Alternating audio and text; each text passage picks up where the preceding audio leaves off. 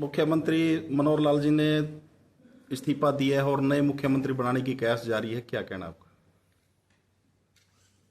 चुनाव को सामने रख के प्राय ऐसे कदम उठाते हैं। जो सत्तासीन पार्टी होती है वो एक नया रूप अपने दिखाने के लिए, ताकि लोगों में ये हो कि हाँ भाई अब कुछ नए रूप से आए हैं, ना कुछ शायद सुधार और कर सकेंगे। तो ये वोट के राजनीति में हमेशा ऐसे होता है कि कहीं मुख्यमंत्री बदले जाते हैं, कहीं 18 साल तक मुख्यमंत्री रहे, उनको चुनाव जीतने के बाद हटा भी दिया जाता है। तो हमारे मुख्यमंत्री को की जो विदाई है वो कम से कम चुनाव से पहले होगी। बाकी तो बीजेपी का चुनाव के बाद भी विदाई कर देते हैं। सर, तो आप इसे कितना अच्छा मानते हैं बीजेपी के लिए? क्या जो मुख्यमंत्री हटाए गए, नए बनाए गए हैं, कितना असर पड़ेगा बीजेपी पर? देखिए, बात यह है कि जो मतदाता है वो 6 महीने पहले अपना मन और अपना मस्तिष्क जमा देता है कि मेरे को क्या करना है। तो उसके बाद इस तरह के फेरबदल से कोई ज़्यादा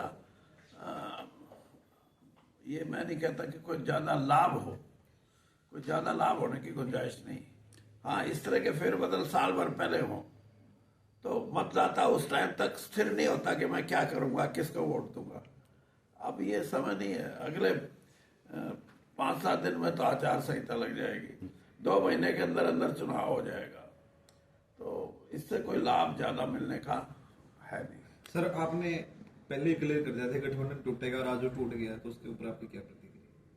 यार ये वो टूट टाट लिए के चर्चा ये चल रही है कि चौधरी ब्रजेंद्र सिंह के बीजेपी छोड़ने के बाद ये हरियाणा की राजनीति में भूचाल आया और ये मुख्यमंत्री भी बदले जा रहे हैं, क्या कहना इस बारे में? नहीं, भूचाल भूचूल तो कुछ नहीं, लेकिन मेरा ये ख्याल था कि पार्टी, हमने तो पार्टी को सलाह भी, जब तक मैं तो अब भी बीजेपी में ही हूँ वैसे तो, अब कब उधर जाऊंगा वो तो आपको बाद में एक ऐसी प्रेस कॉन्फ्रेंस करनी पड़ेगी तब बताऊंगा।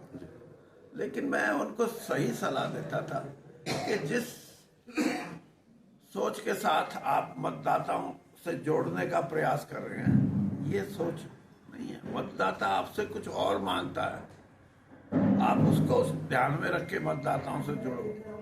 लेकिन मैंने अपने बोलने में और अपने 50 साल के अनुभव में कभी तो नहीं छोड़ी उनको बताने की, लेकिन अब उनकी एक अपनी रूपरेखा थी चुनाव में जाने के लिए, तो उसके लिए तो हम क्या कर सकते हैं, अब तो सलाह ही दे सकते हैं। सांसद ब्रजेंद्र सिंह को कांग्रेस पार्टी कहां से टिकट देगी और कहां से चुनाव लड़ने की? वो तो ब्रजेंद्र सिंह 15 तारीख को यहाँ आएंगे और जितने भी हजारों कार्यकर्ता उनको यहाँ आने पे उनकी बात भी सुनेंगे।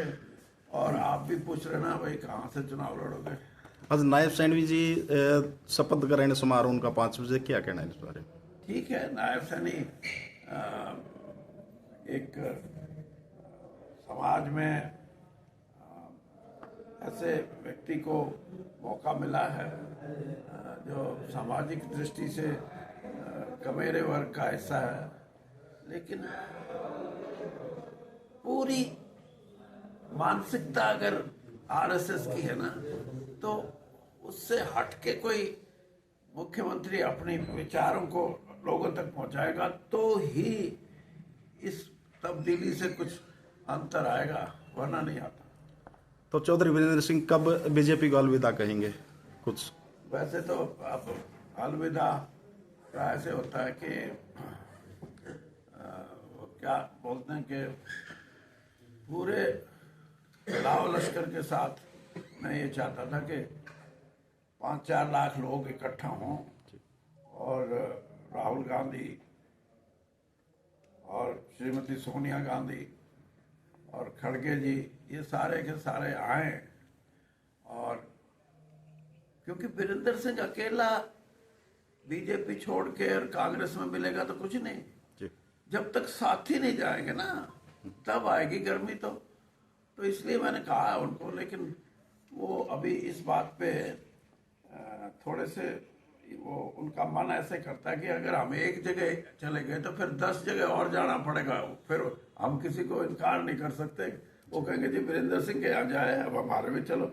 तो इसलिए अभी देखेंगे कि उनका विचार क्या है, और अगर उन्होंने इस चीज की हाँ करी तो फिर देख लेना, इससे बड़ा जींद के अंदर जो कहते हैं ना देवीलाल जी के समय में 87 न्याय युद्ध में लोग इकट्ठा हुए थे। मैं कहता हूँ इस हरियाणा का नौजवान और इस हरियाणा की महिलाएं, इस हरियाणा का कमेरा वर्ग और खास तौर पर किसान वर्ग इतनी बड़ी संख्या में आएगा कि सब रिकॉर्ड तोड़ देगा। लेकिन आपके माध्यम से भी आप कहो कि भाई आ जाओ। Thank you sir, thank you.